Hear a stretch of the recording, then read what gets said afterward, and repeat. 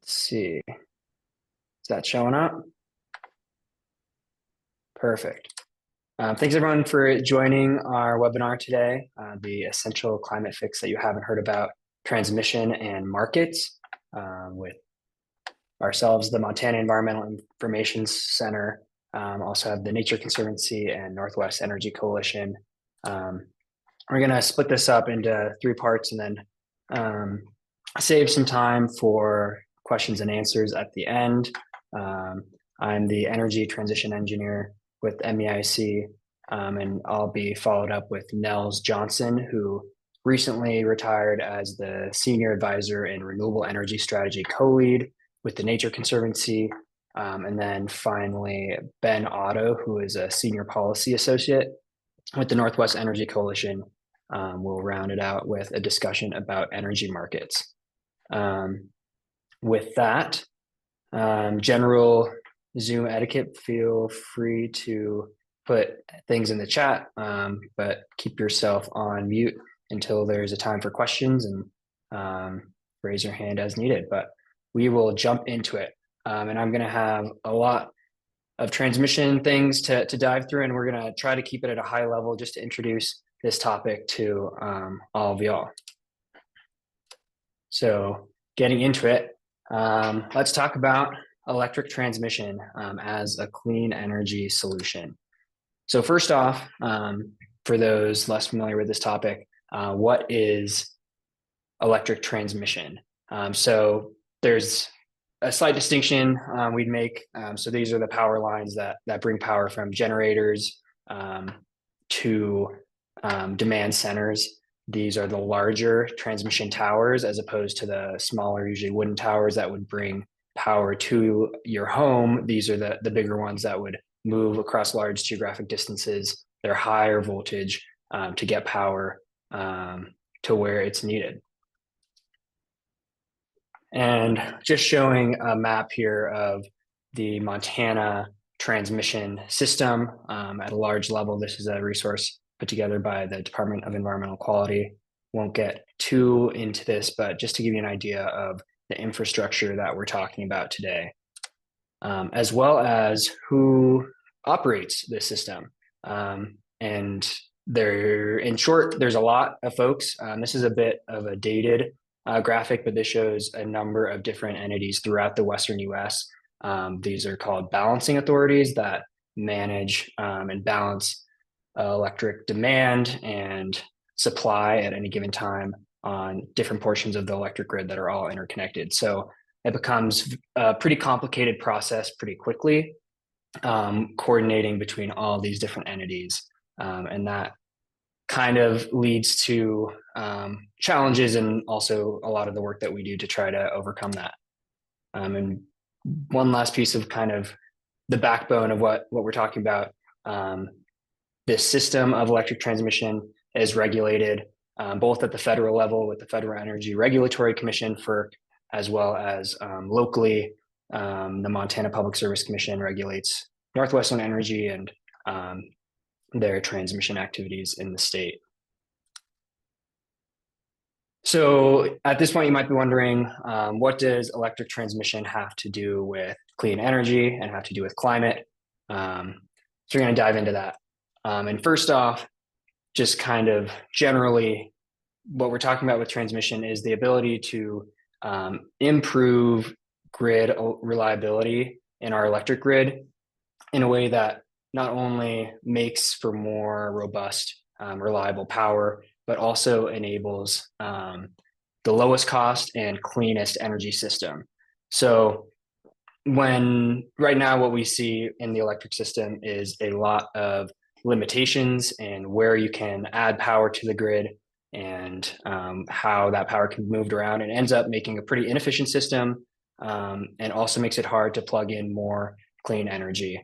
And the big ticket here is that we want a system that's big enough so we can draw on renewable energy resources, wind, solar, where that power is available at any given time, and be able to move that power around the country to where demand might be at any given time in an energy system, an electric grid that's big enough to overcome differences in weather where say one area might have high wind at a given time, another area might have high solar, and all together in a connected system, we can balance and supply the energy that's needed to have a reliable grid.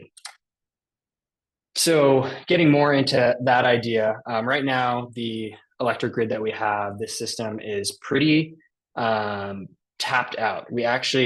The infrastructure in the electric grid, it's really hard to add extra generation to that. So what you're looking right here is a study by the Berkeley National Lab that looks at the interconnection queue. So these are developers that have applied to build a project, and we see wind and solar and energy storage, as well as a little bit of gas across the country. And these are hundreds of gigawatts of power that developers would like to build, but they're in this backlog, this queue, because there's not actually an opportunity to plug into the electric grid.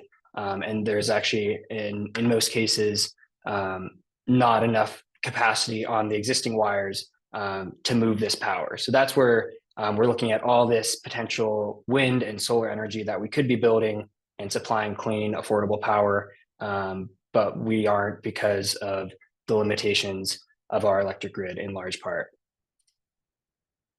And I just wanted to show this graphic. This was an analysis in the last couple of years that just showed if we were to have 100% clean energy by 2035, the amount of extra transmission capacity that we would need to be able to plug in and move all that power and take advantage of this potential that we have. So really, we're just talking about this really tremendous need to have more transmission capacity to plug in and move more clean energy. Another point about transmission, I've talked about affordability, but kind of a real world example.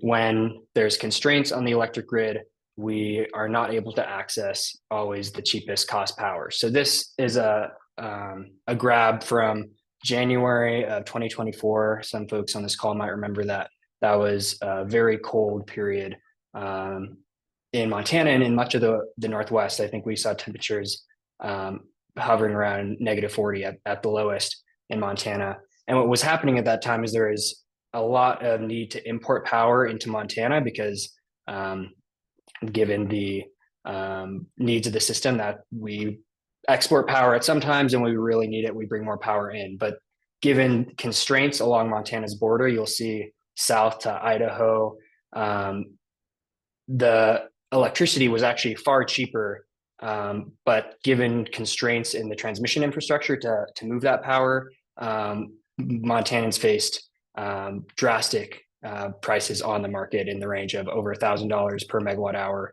when it was just under 200 south. So being able to move more power really it would enable cheaper access to largely, in this case, lower cost solar energy in the southwest of the US and other complementary renewables such as that. So that's kind of the bird's eye overview of the need. I wanted to touch on some just kind of ideas and planned or contemplated transmission projects that are looking at this need. And I'll move through these quickly and we won't have time to really break it down, but this is that previous graphic and kind of simplifying down to the ability we have currently to move power across Montana's borders. There's these different pathways. The big constrained pathways oftentimes are Path 8, which goes between Montana and Washington, as well as Path 18 that goes Montana kind of southwest into Idaho. And that previous slide had a few projects and just kind of looking through here. So one developer, Grid United, has been working with landowners kind of in eastern Montana and into North Dakota to develop the North Plains connector and add a high voltage transmission line that would connect into North Dakota and really open up the ability to move power both west into Montana and east out of Montana. And this is a really interesting project because you see here that the US electric grid is actually split into east and west, and then Texas, which we'll show here. Where Montana, we were kind of split at the end, and we're generally at the end of the line, but there's limited capacity to move power across grids. And this one transmission project is proposing to increase the ability to move power across grids.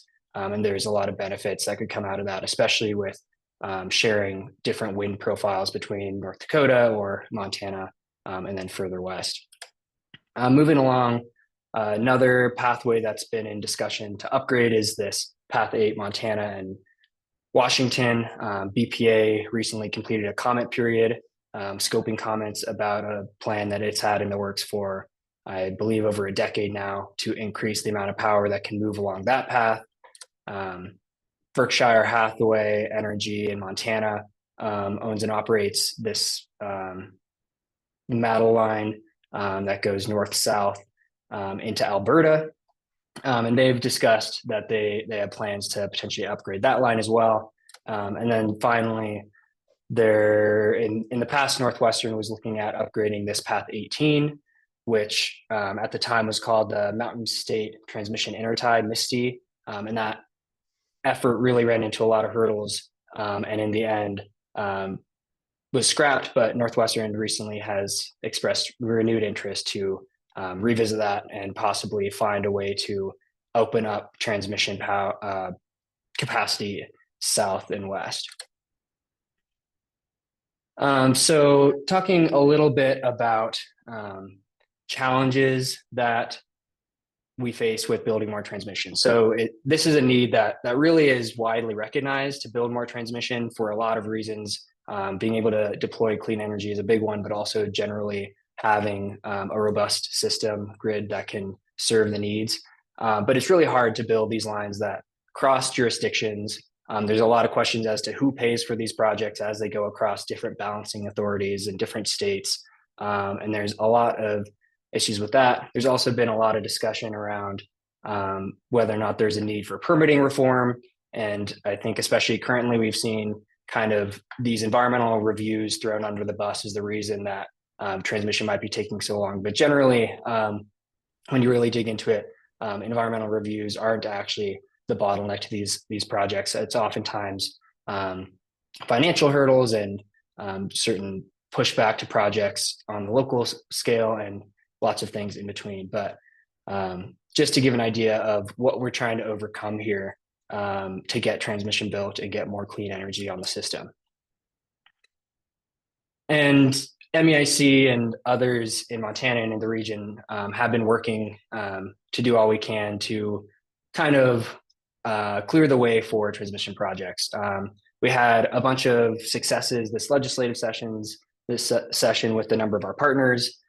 Those that followed along with our legislative webinars are sure to have heard about these, but this included general support for the need for transmission, a couple of study resolutions that have led the Interim Energy Technology Committee to look at how the legislature can improve transmission connectivity in Montana and to the larger region, as well as creating an avenue to get pre-approval for transmission projects as long as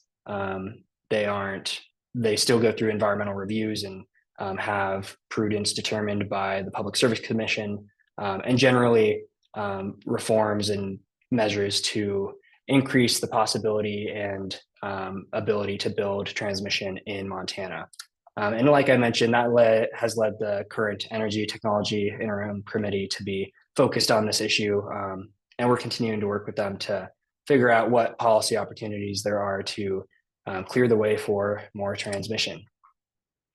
I won't get too into the weeds about the different transmission planning and studies, but suffice it to say that there are a lot of people across the country, and particularly there's a lot of people in the West that are looking at this issue and trying to figure out what we can do with that.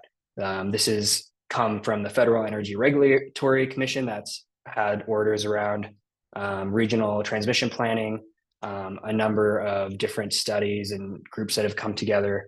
I'll highlight two. The first is the Montana Transmission Connectivity Study that I'll show a tiny bit about in a moment. It is something that MEIC and the Nature Conservancy, as well as Northwest Energy Coalition as the sponsor, and others have been working on to look at how specifically Montana's transmission system needs to be improved to meet the needs of the system, as well as West Tech is an effort that is bringing together a bunch of utilities and stakeholders from across the West to try to address this cohesively. So I'll just show quickly, out of this Montana transmission connectivity study, the hope is to get an idea of what we need to address for transmission, an idea of where the limitations are, and hopefully bring to the table this information to start talking with communities and figuring out where this transmission might go.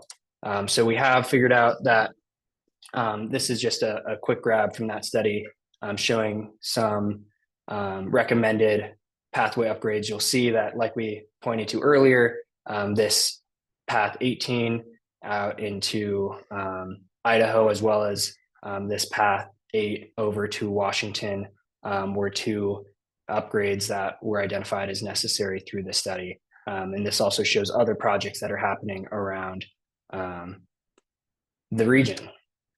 And then I would just show here as well that these other kind of complementary efforts, the Western Transmission Expansion Coalition is doing this on a West-wide scale, and they just had a preliminary results call last week that showed a similar result in Montana, where there's this really big need to improve these two pathways that I just discussed.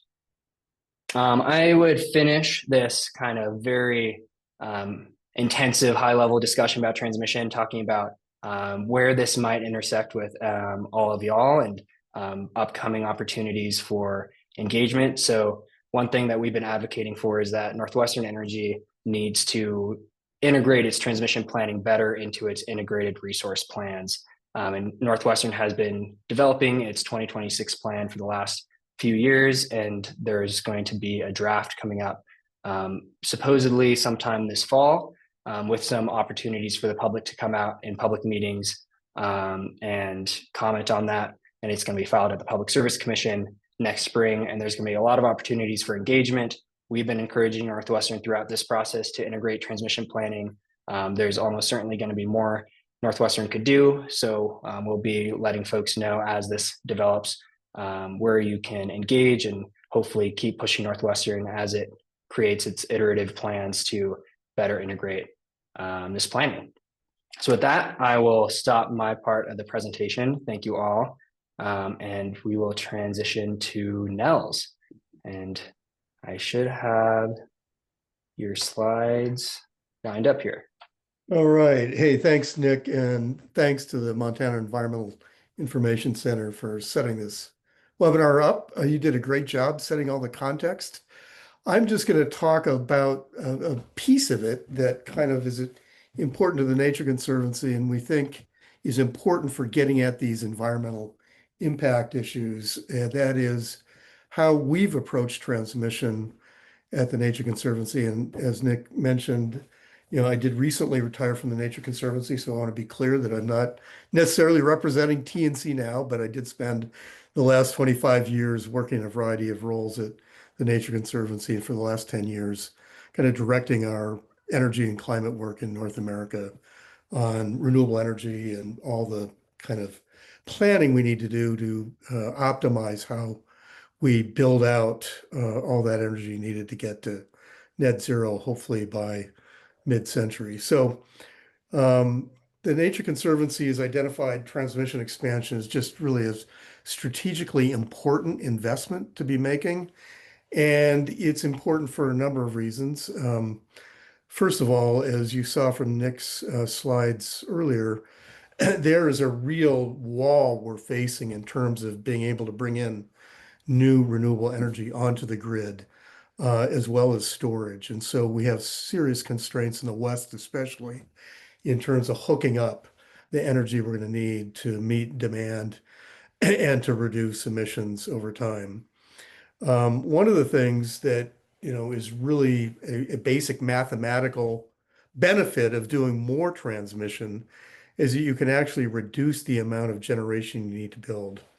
So you have that flexibility, you have more efficiency, and Nick also did a really good job at kind of showing the benefits of that increased connectivity.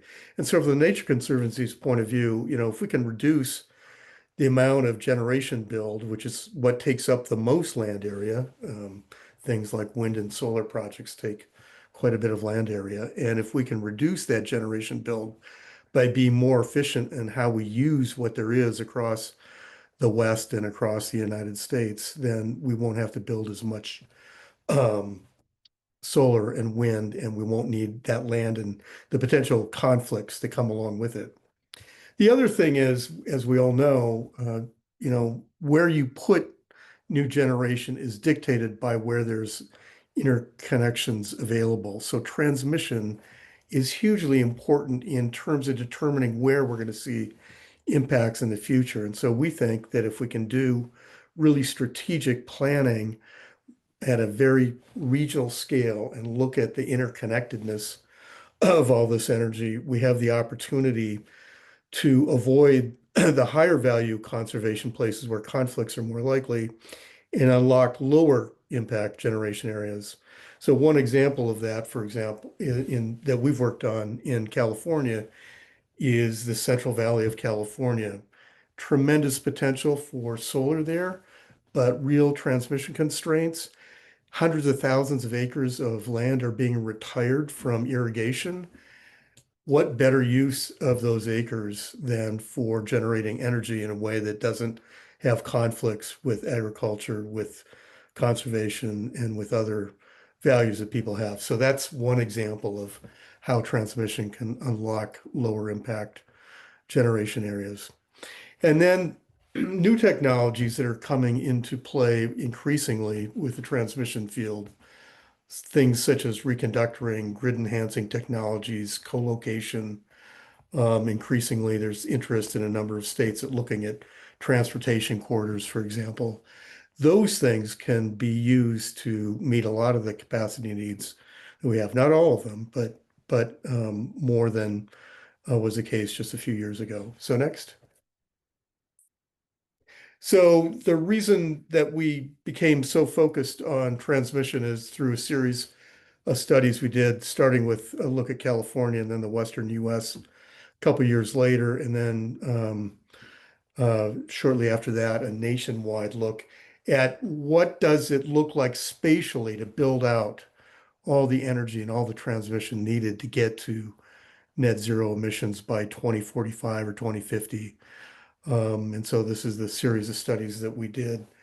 And that's what first made us so aware of how important transmission is, both as a climate strategy and as a conservation strategy in terms of trying to limit impacts for where all that energy development might take place. So next.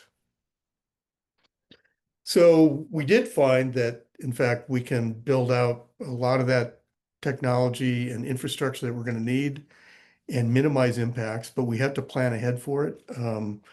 We can reduce impacts to working lands and prime agricultural lands.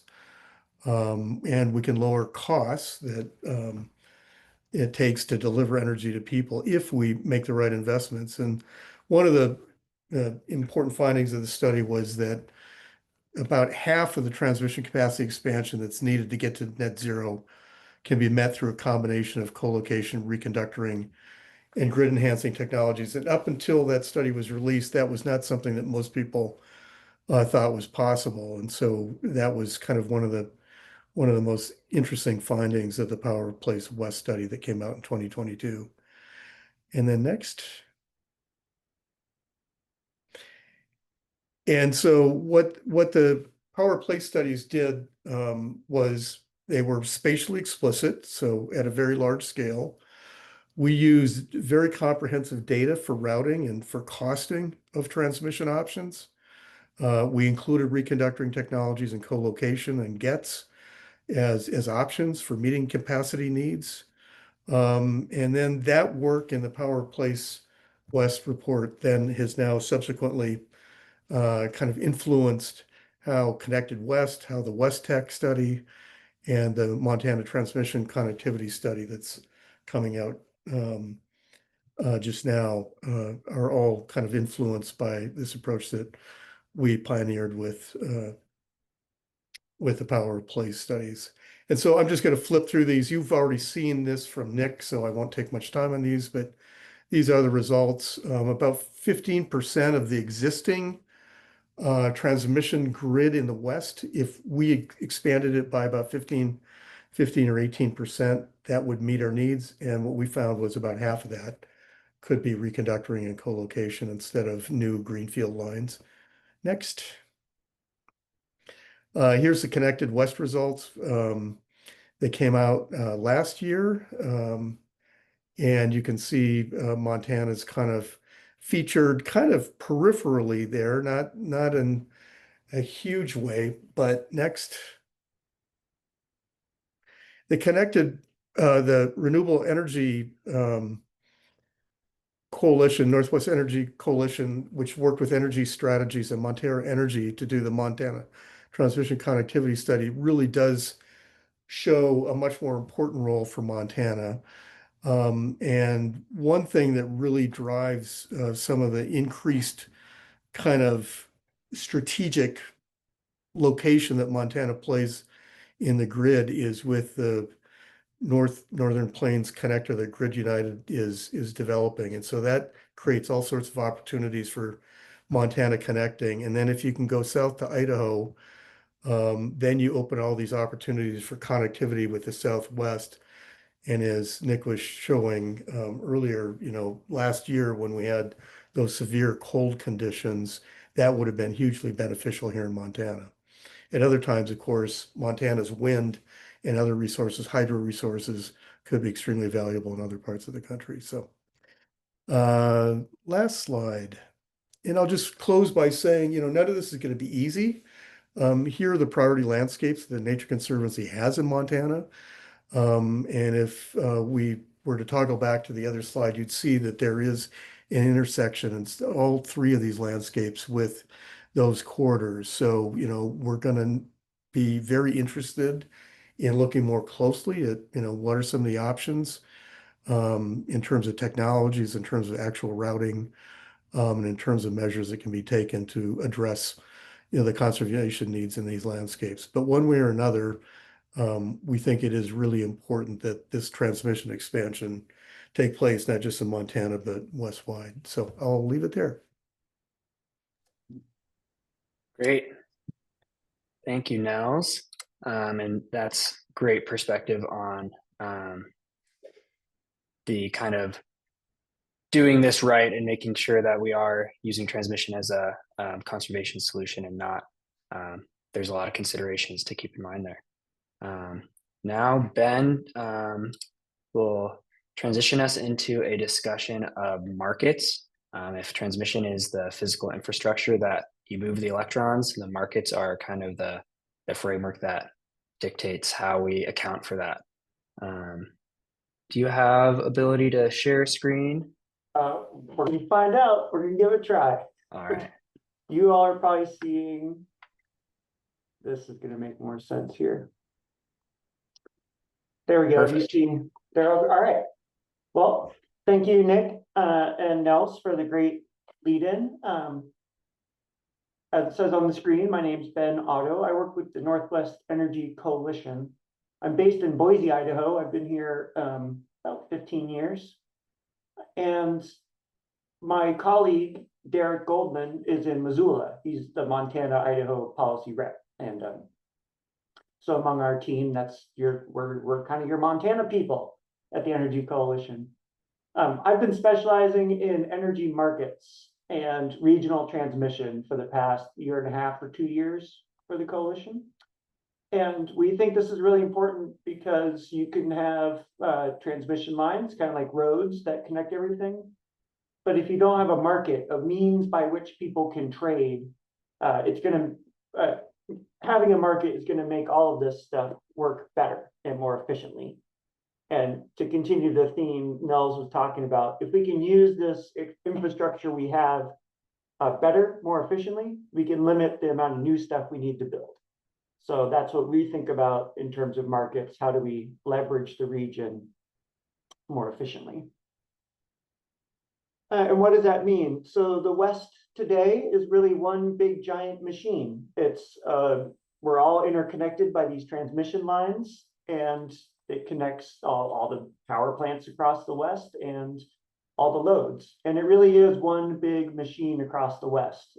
Some people say it's the most complicated machine in the world. And I wouldn't want to disagree with that. Within this whole Western interconnect, everything needs to be balanced every day. And there's a few key players in that. In our region, we know of Bonneville Power Administration because they control such a vast majority of the Northwest transmission grid and also a lot of the generation we rely upon. But as we know, we've always been trading around the region, just doing so in rudimentary ways. Sitting on top of that grid, that machine of transmission lines, are these 39 different balancing areas. This largely matches the utilities that you're used to providing power in your homes and businesses. So you'll see up in the corner NWMT, that's Northwestern Montana. You can see the blue area that's covering most of Oregon, Washington, and some of Montana. That's the Bonneville Power area. But each of these utilities have to go it alone, balancing their supply and their demand. So they build resources to meet that. You know, and there's some trading that happens, but literally it's emails and phone calls instead of a more automated, sophisticated model. Importantly, each governance really matters in all this. So today, traditionally, your state utility commission oversees your big investor-owned utilities like Northwestern, or in my state, Idaho Power. While your public utilities, say Flathead Electric Co-op, it would be overseen by the co-op board or a city government. And that split oversight is really important, and it's been a feature of electricity regulation since the beginning of time, and it will continue to be in the future. There is a trading market available today in the West, and it's called the Western Energy Imbalance Market. Nick showed a great slide of these prices back in January with those, remember those red dots up north and the blue dots down south. This graphic is talking about that same time frame, that same day, just showing a little differently. So if you recall, back in January, it was super cold, and it was really cold in the Northwest, and the wind was really still. So we actually, just the Northwest particularly, had some real needs to import power. Using the transmission grid, our utilities were able to do that, getting a lot of power out of the Southwest. You know, imagine they build all this solar to meet the summertime air conditioning in Phoenix. In January, there's a lot of extra solar power to be had if we can get access to it. So this happened a little bit back in January, and it did definitely keep the lights on, but the prices were super high because of ineffective trading mechanisms and constraints. So one of the things we've been working on, and a lot of interest in these markets, is how do you achieve this reality, this really important flow of power, but in a way that actually is more predictable and cheaper for everybody. So this is an existing market, but it's called an imbalance market. It's just for balancing every 15 minutes. So kind of correcting for errors on the system, but not necessarily looking ahead over the long term. In order to address that more long-term view, trying to plan for a market where all of our utilities could trade with each other when they have extra, there's two options under development in the West today.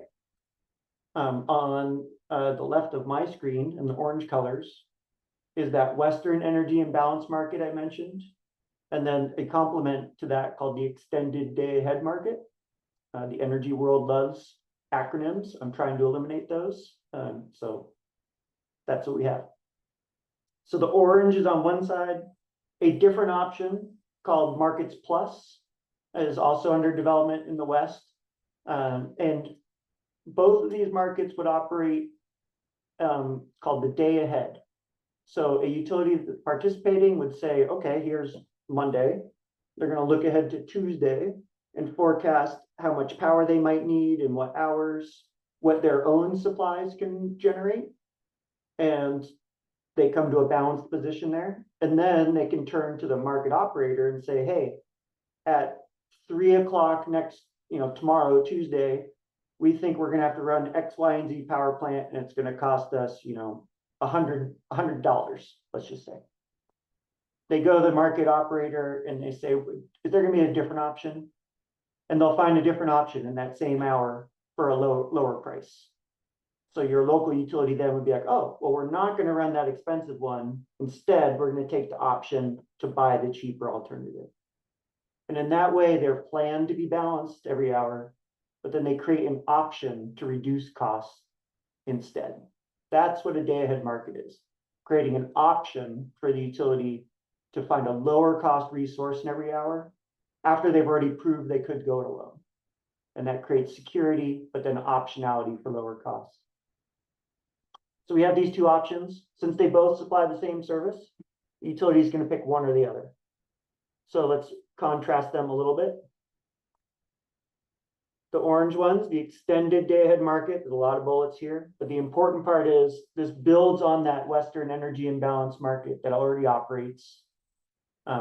The proposals for it to be governed by a standalone regional organization that will be made up of a wholly independent nonprofit entity with a board of directors elected by the market participants, and 11 different sectors of stakeholders. So there's a whole sector for consumers.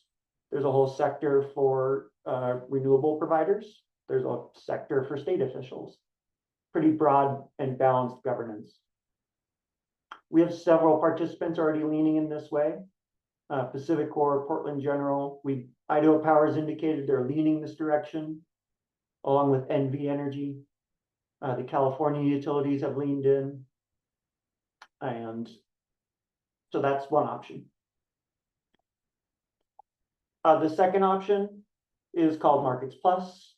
It proposes to provide a whole suite of services. So I had mentioned there's the energy imbalance market, and the extended day-ahead market builds upon that. This would be an alternative. So all the utilities would leave the energy imbalance market, they join this Markets Plus offering that would provide different market services as part of a package. Current participants are PowerX. They're the big company based in British Columbia that markets the extra hydroelectric power from BC Hydro. Bonneville Power Administration has announced they want to join Markets Plus, Arizona Public Service, a few others. But what you'll quickly see if you just imagine that footprint, and you can kind of see in the blue there, is it's a disjointed market. Those participants are not actually physically linked. And so there's going to be barriers and friction to those trades. They're called seams in the markets world. Whereas you can see those orange maps were more contiguous. The other thing with Markets Plus is the governance. So it is a project of the Southwest Power Pool. That is a utility business league based in Arkansas. They run markets in the Midwest. This Western market, Markets Plus, would be totally separate. They're not selling power to Arkansas. It's just merely the entity who oversees and governs this market would be based in Arkansas, as opposed to a Western governing entity. Utilities in the region are choosing now. These markets are going to go live in the next year or two. And so now's the critical time for every utility in the Northwest to pick one or the other. And again, just to go back to why this matters and two of the really key factors we're looking at. Footprint matters. So to the extent a utility can access resources at a bigger geographic scale, it's going to be easier to balance the system. One of the phrases that's out there is to build a system bigger than the weather. As we get into these extreme weather events, the ability to get beyond like a Northwest freeze and access the Southwest in the wintertime is a great opportunity to leverage investments already made in order to keep the lights on. Likewise, the Southwest gets crazy hot in the summer, and there's times when we have our excess hydro or we have a lot of wind blowing. The ability to sell that extra to our neighbors is a great source of income. That money isn't given away, or the power isn't given away for free. Your utility sells it, and that money flows back to offset your rates. So a really big footprint in order to access the most diverse resources, find the most opportunities, is really important to see the benefits that we care about, which are affordable rates, reliable power, and then growing access to clean energy. The other really important factor is governance. So as you move from, you have that original system where the state oversees your investor-owned utilities, or the local co-op board oversees local utilities. That's all going to remain the same. But as utilities also participate in these regional trades, we want to make sure that that portion of the business, that regional trading, also has good governance. So this doesn't replace what the state does, it's a complement. And what does that look like? It looks like what you would expect from your state.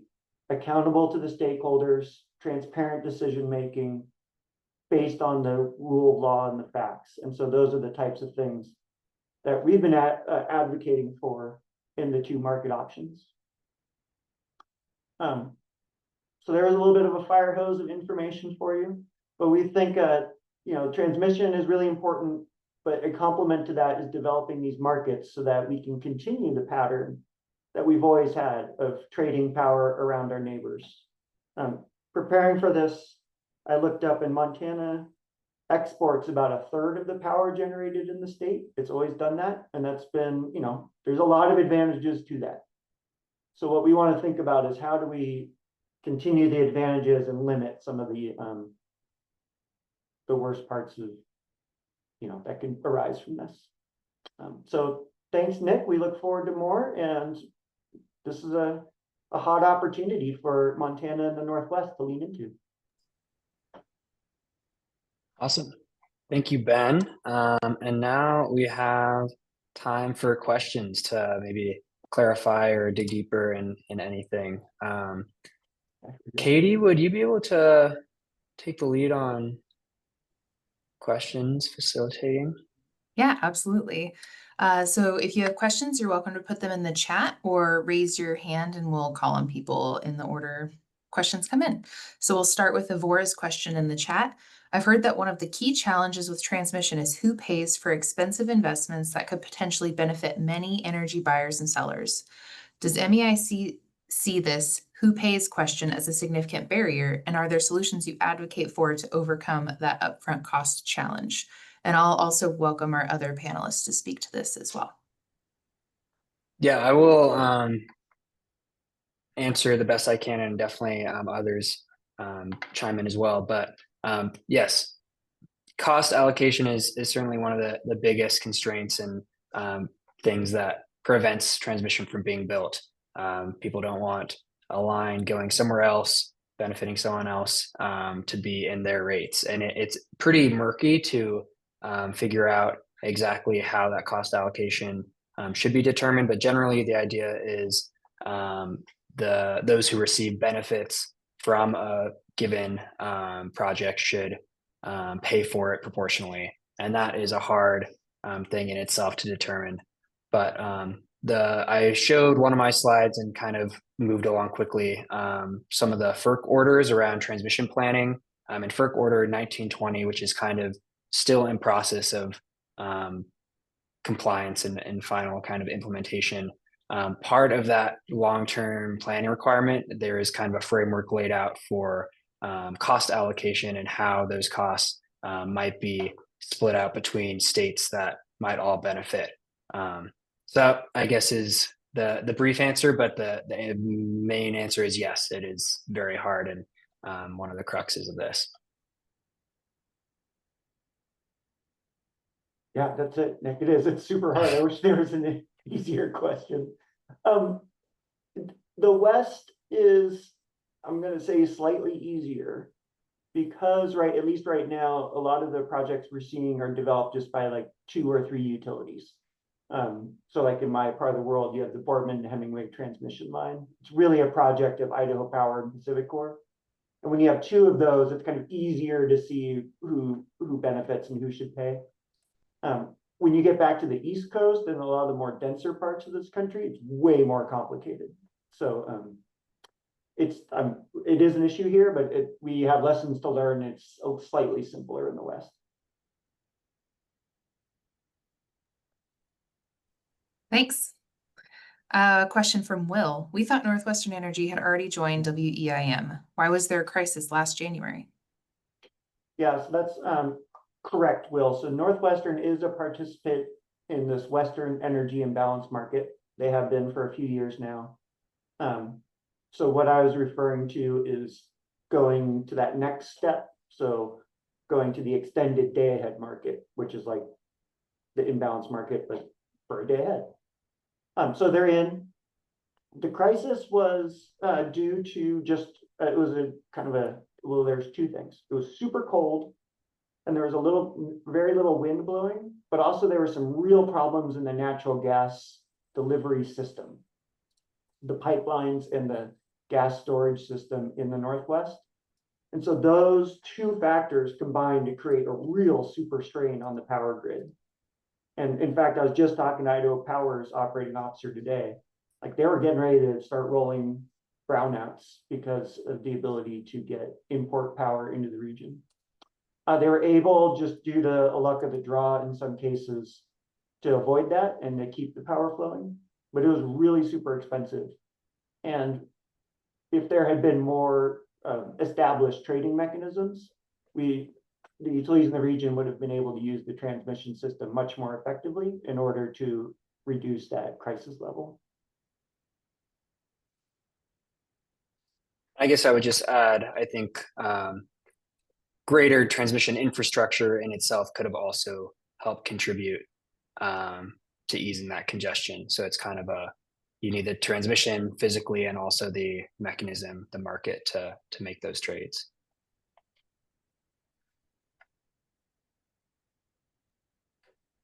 Question for Nels in the chat. I hear you that half of transmission can be done with gets and co-location, but that leaves at least 6,000 miles of transmission we still need to build no matter what. How would you recommend environmentalists view the trade-offs of needing transmission, especially rapid build-out, across many ecosystems facing greater stress from climate change? Yeah, thanks for the really great question. This challenging one. I don't have a silver bullet answer, but I think the first thing conservation groups, environmentalists should do is engage in the process, right? And hopefully we'll have processes that will allow for public engagement. And that's the most important thing, is to get engaged. And secondly, to kind of keep in mind the big picture that the more connectivity, the less we have to build. So there are trade-offs. I mean, there is no way of building our way to a net zero future without trade-offs, and that is going to involve some land use conflicts. That's going to involve some land use impacts. But if we plan ahead, if we do it at a regional scale, we can avoid a lot of those, as we showed in Power of Place. Not necessarily all of them, but a great many conflicts can be avoided by planning ahead. And that's one thing that we haven't done very well in the past, is at a very large, regionally, spatially explicit scale. That wasn't something that was typical of energy planning, transmission planning in the past. And so we have an opportunity to do that now in the future. So I'll just leave it at that.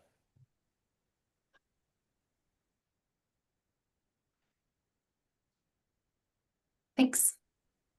Can I just add one other thing, that in Montana, we did pass a bill last session that has pre-approval for transmission projects. So the idea is trying to get these projects moving forward, get the utility able to go get financing, but it didn't sacrifice any environmental review. The environmental review gets done up front before they come to the commission asking for pre-approval of their project, which gives them the certainty they need to actually start building something. So, my response is that we can do this. In fact, we already have a law in place in Montana that does protect our environmental life support system while at the same time trying to move transmission forward more quickly.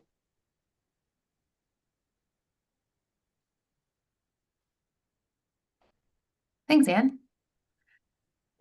Folks, make sure you're checking the chat. Nick and I have been dropping a lot of articles and links in there, including to these fine folks' work. So grab those. We'll also post them in the recording after we post this webinar online.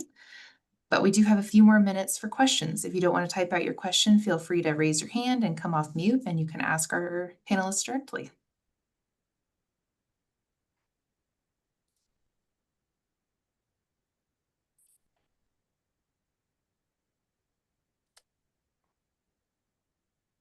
Can I ask Ben a question? Yes, Anne. And Nels too. I mean, either one. But I think of our utility Northwestern as being a laggard when it comes to most things innovative. And transmission is something that we need, but it's not just Montana who needs it. Other jurisdictions need it as well. Are there any lessons we can learn from other jurisdictions that have moved forward with transmission development in the last decade that we may be able to use to light a fire under our utility? Good question. I mean, there's been so little new transmission developed in the last decade that it's hard to find those examples. I was just talking with somebody about down in the Southwest, the SunZia project, which I'm not even sure how far along that is. But I know there was a lot of work done there around siting. And then up in our region, the project that's underway here is called the Boardman to Hemingway transmission line. And I don't know if I'd hold that up as an example because it was like a 15-year permitting process, and they're just now putting towers up. So it doesn't sound great, but like there's more lessons to be learned about what isn't working than what is working these days, unfortunately. Yeah, I think I would agree with your answer, Ben, that there hasn't been a lot of good experience because we haven't done much transmission planning and development in the last 2 decades. I mean, when you look at the grand total of what we've done the last 20 years, it's been tiny in comparison to what we did between the 50s and about 2000. So we just haven't done that much. There are a few good examples. SunZia has some good points about it and some not so great points about it. I mean, the Grid United approach that has been used for the Northern Plains Connector, I think, strikes a lot of people as the kind of planning that we should do more of in the future, which is early consultation, transparent planning from the very get-go, rather than waiting for that to happen at the environmental permitting stage at the end. So there's a lot more flexibility and opportunities for changing, rerouting, doing things differently based on input that comes along. And I think Dan Lloyd from Grid United's on this call today. Maybe you could have him on someday to talk about that experience. But that's one example that looks like something that we could do more of in the future.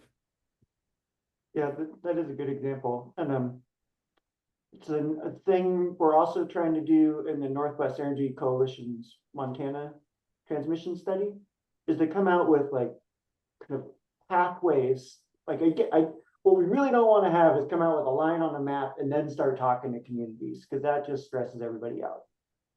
So I'm even hesitant to call them pathways, but you have to identify at least like we're trying to go from here to like about here so that you can start the conversation. But I think this approach of trying to engage with communities and stakeholders before there's a definitive line on the map is a really important evolution in this transmission planning space.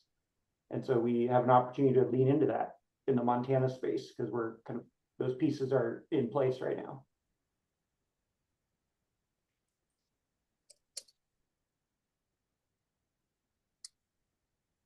Great, thanks. We had another question come in the chat. Energy efficiency and virtual power plants are touted as another great way to lower energy needs. Is there any interface between this distributed system with regional markets? Not directly, but that's fine, because your utility will always have two roles, and the most important role is to meet its own customers' needs and to have enough resources and to supply that power in an affordable way. And that's where energy efficiency comes in. A virtual power plant is an example of that. Is if like 30 people have batteries in their garage, the utility can aggregate those together and dispatch them as a resource, like that's happening in some other states right now. And so it's like taking a bunch of small things and putting them together virtually as a power plant. Really super important to help your local utility meet its customers' needs. There is a separate function that's going to exist when the utility goes and participates in a regional market. And think of that more like choosing between, a gas plant or a solar plant or a market purchase. So it's at that different level. It's at that bulk service level where the markets come into play. Where efficiency and virtual power plants, that's more about like you meeting your own needs in your house and your utility helping you with that. So both really important, but slightly different functions. Yeah, I'll just say on distributed, there's recent research that suggests there could be more of a contribution from distributed than we've assumed in the past. We know there are economic limits to deploying distributed, but if we had better market systems and better governance of the development and integration of all this distributed energy, especially not just residential rooftops, but commercial rooftops, warehouses, other vacant land in urban and suburban areas, more of this could come into play. I mean, the conventional kind of wisdom is that no more than, say, 15% or so of our electricity needs are going to be met by distributed, but some recent research suggests if you have systems in place to integrate more efficiently this distributed energy, it could be more like 30%, which would make an important difference in the build out and the amount of transmission you need to build.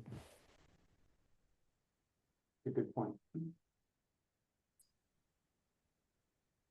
All right, I think that brings us up to our time.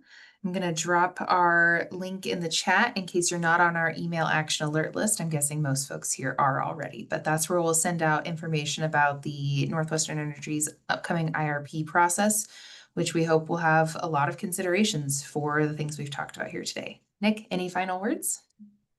Just thank you all for joining us to learn about this kind of weedy but important topic.